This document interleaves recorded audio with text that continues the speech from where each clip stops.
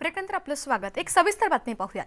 कांदा उत्पादक शेतकरी प्रचंड अडचणीत सापडलाय। बाजारामध्ये कांद्याला किलोसाठी 7 ते 8 रुपयांचा ठोक भाव मिळतोय, तर एका एकरसाठी तब्बल 40,000चा खर्च येतोय। लागवडीचा खर्च सुद्धा निघत नसल्यानं कांद्याला सरकारनं हमीभाव देण्याची मागणी शेतकऱ्यांनी केली।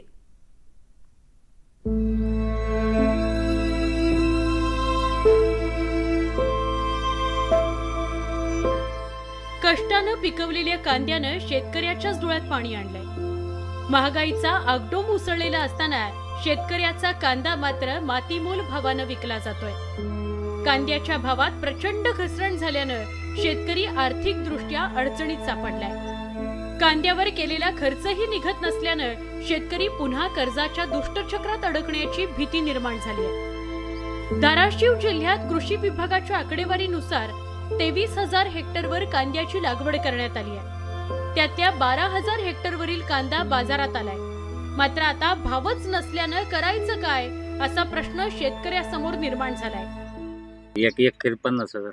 एकरी 15,000। किती कांदा आहे तुमचा? 3 एकर। 3 एकर। आता पूर्ण जर कांदा काढला तर किती उत्पन्न येईल तुम्हाला असं वाटतं? कशाचं उत्पन्न येते?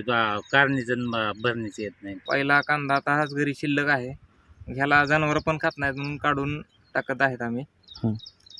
सरासरी एकरी 50,000 खर्च झालेला आहे। कांद्याच्या मोठ्या मार्केटमध्येही दर मिळत नसल्यानं ही परिस्थिती ओढावल्याचं व्यापारी सांगतायत। कांद्याला एकरी 40,000 रुपये खर्च करून किलोला 7 रुपये भाव मिळत असेल तर शेतकरी जगणार तरी कसा? शेतकरी त्याच्या कुटुंबाचा खर्च करणार तरी कसा? शेतकरी त्याच्या मुलांच्या शिक्षणाचा खर्च तरी करू शकेल का?